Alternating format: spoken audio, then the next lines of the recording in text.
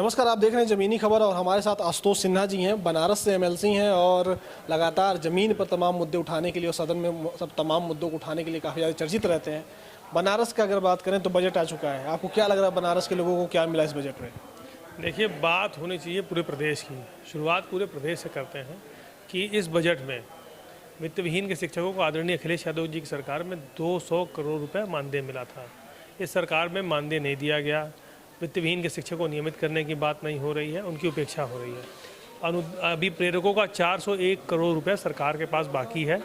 किसी का 40 महीने का, किसी का 30 महीने का मानदेय रुका हुआ है, जो इस बजट में इसका प्रावधान नहीं किया उन्होंने। अनुदेशकों को जो 17,000 रुपया जो HRD मिनिस्ट्री की तरफ से जो उसके अप्रूवल बोर्ड ने उसको पास किया है, वो देने का काम नहीं कर रही। 1470 रुपये जो उसकी सैलरी बढ़ाई थी अखिलेश यादव जी ने, उसकी भी रिकवरी सरकार कराने का जा रही है। इन्होंने वादा किया था स्कूटी देने का, हम बच्चियों को स्कूटी देंगे। स्कूटी की कोई चर्चा इस बजट में नहीं है। इस बजट में ये बजट घाटे का बजट है, पहली चीज़। दूसरी चीज़, पिछले बजट को इन्होंने पूरा खुद ही नहीं कर पाया, पूरा पैसा पिछले बजट का खर्चा नहीं कर पाया। तो पिछले बजट का खर्चे नहीं करवाया पैसा और उसको इसमें फिर जोड़ के फिर नया बजट आ गया। तो नया बजट आ गया है, हमें जो लग रहा है कि घाटे का बजट है। और दूसरा, सरकार इस बजट को भी पूरा खर्चा करने की स्थिति में नहीं है। बजट जो है खर्चा करने की स्थिति में नहीं है, लेकिन जिस क्षेत्र से आप आते हैं, अगर उस क्षेत्र की बात करें तो कहा जाता है स्मार्ट सिटी बन गया है, उसको बहुत ज़्यादा विकास उसमें किया गया है। गंगा जी जो है अब शुद्ध हो गई हैं, उसके लिए भी अलग से बजट बनाया गया है। क्या लग रहा है? गंगा जी की बात आप कर रहे हैं। गंगा जल की स्थिति ये है कि जब इनके मत्स्य मंत्री गंगा जी में मछली छोड़ने गए तो मछलियाँ गंगा जी में जाते ही मर गईं।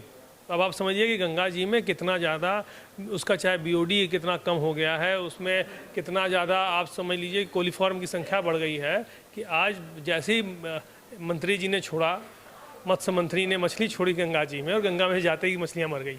तो आप समझिए गंगा जी की क्या स्थिति है। पूरे पैसे का बंदरबाट हो रहा है और यहाँ लोकतंत्र की लूट हो रही है और लूट इस लोकतंत्र में बजट की भी लूट हो रही है।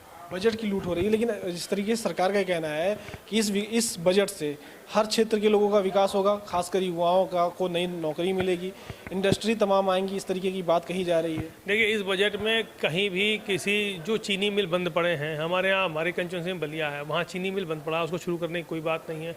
कहीं कोई नई इंडस्ट्री लगाने की बात इस बजट में आ रही है। तो जब आप इंडस्ट्रीज़ नहीं लगा रहे हैं, आप कोई रोज़गार नया सृजित नहीं कर रहे हैं, तो रोज़गार कैसे देंगे? अच्छा, इस सरकार ये चाहती भी नहीं है कि लोगों को रोज़गार मिले, सरकारी नौकरियां मिले, वो आउटसोर्सिंग पर रखवाना चाहती है। तो इस सरकार की मंशा आम गरीब लोगों के प्रति, गरीब, मजदूर, किसान, नौजवान, बुनकर, बेरोजगार, अधिवक्ता से लेकर बेरोजगार स्नातक तक किसी के प्रति इनकी सरकार की मंशा ठीक नहीं है। तो मंशा ठीक नहीं है, आरोप है विपक्ष का, और कहना है कि जो बजट आया है वो घाटे का बजट है। आप भी तय कीजिए, कमेंट करके हमें ज़रूर बताइए कि आपको क्या लगता है ये जो बजट है वो कितने फ़ायदे का और कितने घाटे का है। नमस्कार।